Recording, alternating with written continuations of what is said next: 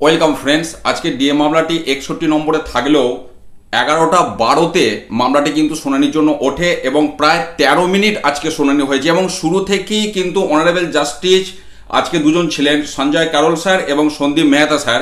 তো honourable justice Sanjay Karol sir প্রথমেই কিন্তু সেই 50% দিয়ে শুরু করেন। উনি পরিষ্কার বলেন 50% এবং আজকে পরিষ্কার উল্লেখ করেছেন এরিয়া, অর্থাৎ বকেয়া ডিএর 50% দেবার কথা বলেই কিন্তু উনি আজকে শুরু করেছেন। আজকে রেসপন্ডেন্টদের সমস্ত আইনজীবী কিন্তু ফিজিক্যালি উপস্থিত ছিলেন এবং ডক্টর অভিষেক মনু সিংভি উনি অনলাইনে ছিলেন এবং উনি কিন্তু বিরোধিতা করেন 50%-এর, উনি 10%-এর কথা বলেন অভিষেক মনু সিংভিজি, যে এটা হিউজ ফিনান্সিয়াল বার্ডেন হবে, এটা দয়া করে 10%-এ নামিয়ে নিয়ে আসা হোক। এইভাবে একটা মানে একটু অন্যভাবে বললে দর কষাকষি চলতে থাকে বিষয়টা, কিন্তু শেষ পর্যন্ত অনারেবল জাস্টিস এই বিষয়টিকে 25% আপাতত গ্র্যান্ট করেছেন, অর্থাৎ ওনারা আজকে এবং আজকে ডিরেকশন দিয়েছে এটাই বলা যায়। তার কারণ ওনারা কিন্তু বললেন ডিরেকশন নোট করার জন্য। এবার আমি তবুও বলছি আজকে যে অর্ডার কপিটা আপলোড হবে সেখানে আরও অনেক কিছু বিস্তারিত থাকবে, আমি নিশ্চিতভাবে বলছি, তার জন্য একটু আমাকে সময় দিতে হবে। কিন্তু এখন যেটুকু আমি বুঝতে পারলাম 25% এরিয়ার রিলিজ করার কথা কিন্তু আজকে জাস্টিস দ্বয় ডিরেকশন দিয়েছেন, এটাই বলা ভালো। তবুও কিন্তু অর্ডার কপিটা আপলোড হতে দিতে হবে এবং এর মাঝেও কিন্তু আজকে অনেক বিষয়গুলি উঠে আসে। সেটা হচ্ছে যে কলকাতা হাইকোর্টের ডিভিশন বেঞ্চ যে রায় দিয়েছিল আপনার 20 মে 2022, যে রায়কে চ্যালেঞ্জ করে রাজ্য এসএলপি করেছে সুপ্রিম কোর্টে, সেখানে বলা হয়েছিল যে বকেয়া ডিএ দেবার নর্মস তৈরি করতে হবে আপনার 6 মাসের মধ্যে এবং 1 বছরের মধ্যে সেটা দিতে হবে, বছরে 2 বার করে ডিএ দিতে হবে, রিভাইজ যে রোপা 2009-এর যে বেসিক, সেই বেসিকের ওপর। তো আজকে সেই কথাটাও কিন্তু উঠেছিল যে এই যে নর্মস তৈরি করার যে সময় দিয়েছিল, এই নর্মস তৈরি করার জন্য সময় দিতে হবে, এই সব আলোচনাও কিন্তু কোর্টের মধ্যে হয়েছে এবং অভিষেক মনু সিংভি কিন্তু এই মামলাটিকে আবার সোমবার দিন নিয়ে যাওয়ার চেষ্টা করছিলেন, এটাকে ডিফার করে, যে এই যে 10%, 20% বা 25%-এর বিষয়টা, কিন্তু অনারেবল জাস্টিস দ্বয় সেই জায়গায় যাননি। ওনারা কিন্তু আজকে পরিষ্কার যেটা বললেন 25% দেওয়ার কথা কিন্তু ওনারা বলেছেন এরিয়ার। আমি আবার বলছি যেটা এরিয়ারের কথা হয়েছে, কারণ রোপা 2009-এর যে এরিয়ার, যেটা কলকাতা হাইকোর্ট যে রায় দিয়েছিল, সেই বকেয়া ডিএ 25% দেওয়ার কিন্তু আজকে ডিরেকশন দিয়েছে, এটাই বলা যায়। তবু আমি বারবার বলছি অর্ডার কপিটা আপলোড হতে দিন, আমি তারপর বিস্তারিত আপনাদের সাথে শেয়ার করব এবং যেটুকু বুঝতে পারলাম আবার জুলাই মাসে অর্থাৎ গ্রীষ্মের ছুটির পর শুনানির তারিখ দেওয়া হয়েছে, সেটাও আমি বলছি অর্ডার কপিটা আপলোড হতে দিন। কিন্তু একটা বিষয় আজকে নিশ্চিত হলো, 50% থেকে 10% দর কষাকষির মাঝখানে 25% বকেয়া মিটিয়ে দেওয়ার কিন্তু একটা বিষয় সামনে উঠে এসেছে।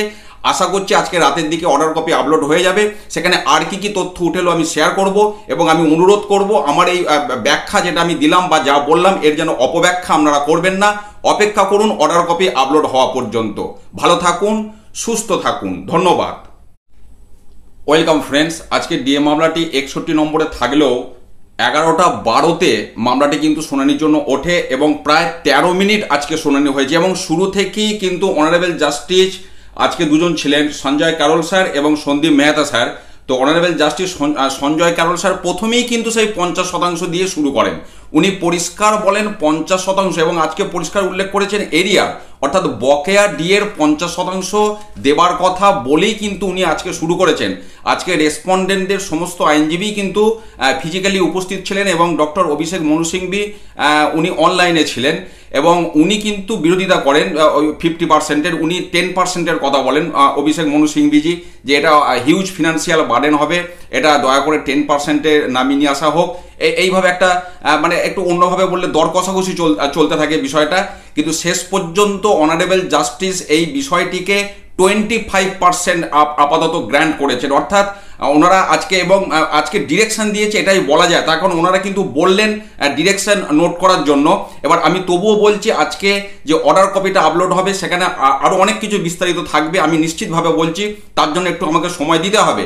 কিন্তু এখন যেটুকু আমি বুঝতে পারলাম 25% এরিয়ার রিলিজ করার কথা কিন্তু আজকে জাস্টিস দ্বয় ডিরেকশন দিয়েছেন, এটাই বলা ভালো। তবুও কিন্তু অর্ডার কপিটা আপলোড হতে দিতে হবে এবং এর মাঝেও কিন্তু আজকে অনেক বিষয়গুলি উঠে আসে। সেটা হচ্ছে যে কলকাতা হাইকোর্টের ডিভিশন বেঞ্চ যে রায় দিয়েছিল আপনার 20 মে 2022, যে রায়কে চ্যালেঞ্জ করে রাজ্য এসএলপি করেছে সুপ্রিম কোর্টে, সেখানে বলা হয়েছিল যে বকেয়া ডিএ দেবার নর্মস তৈরি করতে হবে আপনার 6 মাসের মধ্যে এবং 1 বছরের মধ্যে সেটা দিতে হবে, বছরে 2 বার করে দিয়ে দিতে হবে রিভাইজ যে রোপা 2009 যে বেসিক, সেই বেসিকের ওপর। তো আজকে সেই কথাটাও কিন্তু উঠেছিল যে এই যে নর্মস তৈরি করার যে সময় দিয়েছিল, এই নর্মস তৈরি করার জন্য সময় দিতে হবে, এই সব আলোচনাও কিন্তু কোর্টের মধ্যে হয়েছে।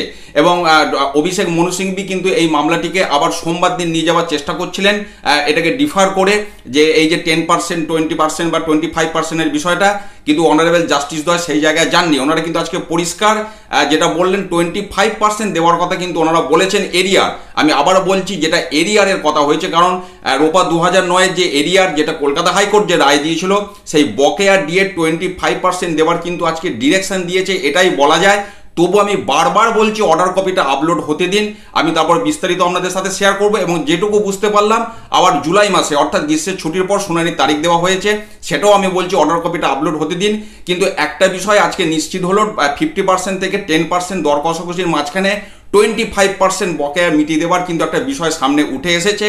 আশা করছি আজকে রাতের দিকে অর্ডার কপি আপলোড হয়ে যাবে, সেখানে আর কি তথ্য উঠেলো আমি শেয়ার করব। এবং আমি অনুরোধ করব, আমার এই ব্যাখ্যা যেটা আমি দিলাম বা যা বললাম, এর যেন অপব্যাখ্যা আপনারা করবেন না। অপেক্ষা করুন অর্ডার কপি আপলোড হওয়া পর্যন্ত। ভালো থাকুন, সুস্থ থাকুন, ধন্যবাদ।